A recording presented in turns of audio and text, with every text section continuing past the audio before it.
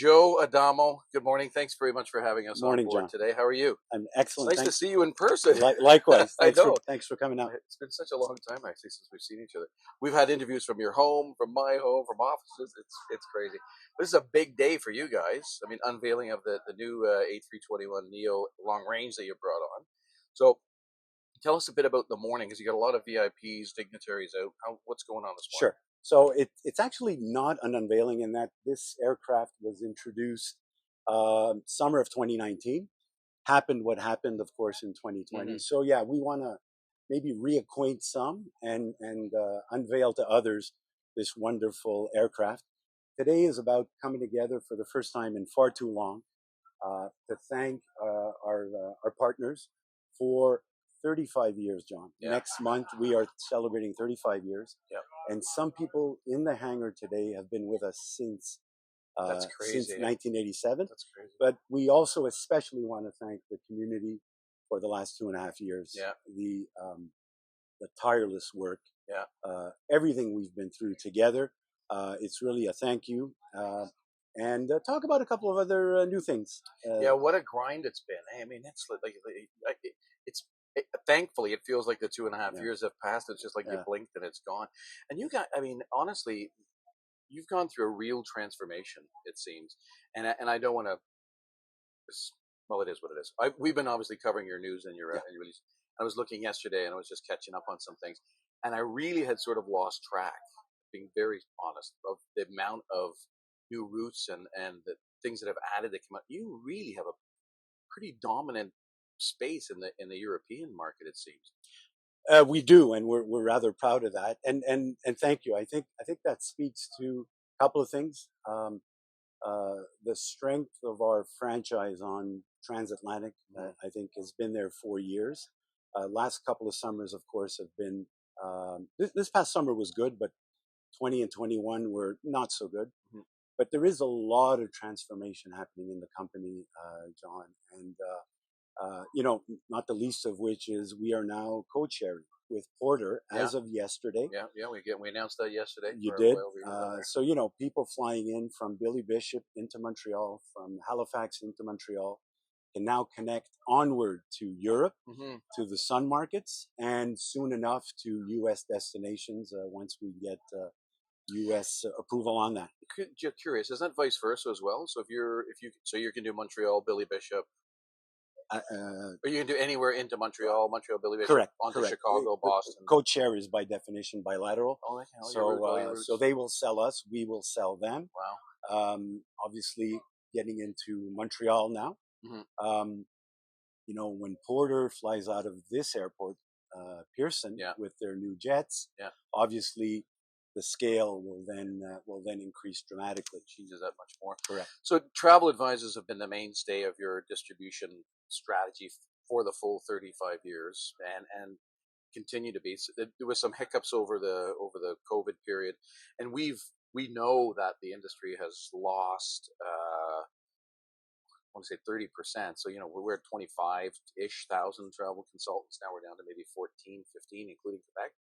So how important do you think that consolidation or reduction of distribution plays out in the long term? Because a lot of, I was talking to somebody yesterday, and a lot of people just think there was a huge retirement push where people just said, I'm out. And there's all kinds of movement now with independent consultant groups and host agencies that are out recruiting and soliciting.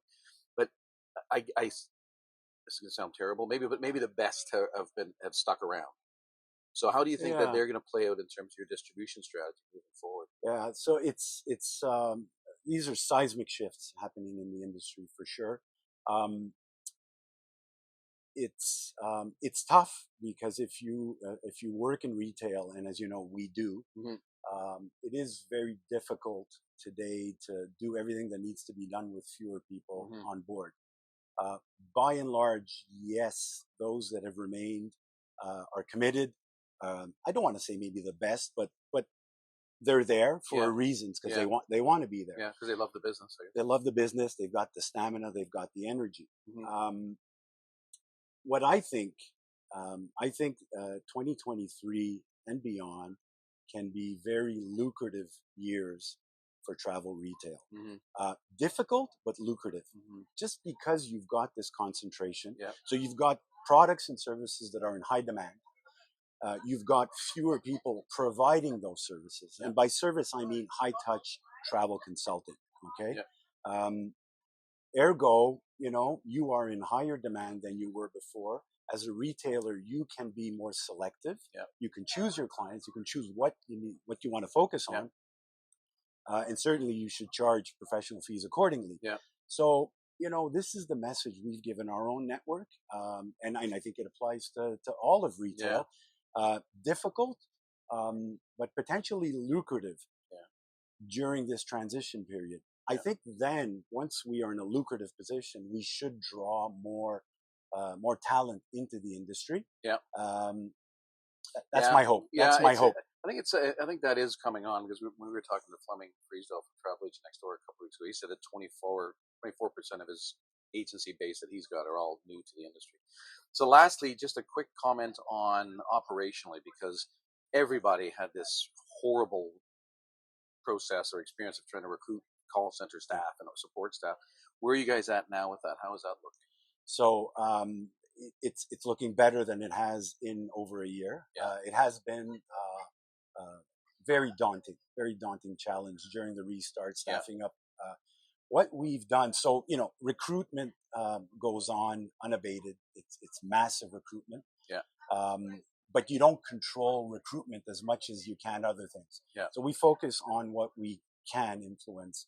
So that's paying people more than we've ever paid them. Yeah. Changing our processes, having more self-serve capability, and there's a lot of it coming online. We're expanding our pool. We're now recruiting from across Canada, mm-hmm. so that's helping us deploy a better call center team. It has been difficult, but it is getting better. Awesome. We shave off minutes in wait times each and every day, each and every week, and it will get better. It has to, and I'm committing to that for the good of the industry. That's good news. I'm sure everybody's love to hear that. So, I appreciate the time. I feel like I've chartered this new aircraft for 12 minutes from you, so I don't want to do a pro rata cost on that. Anyway, it's great. I appreciate the time. Thanks very much. Always a pleasure. Good luck this morning, and continued success as we merge out of this thing that we've come out of. Thanks very much for watching, everybody, and thanks for your continued support. Thanks.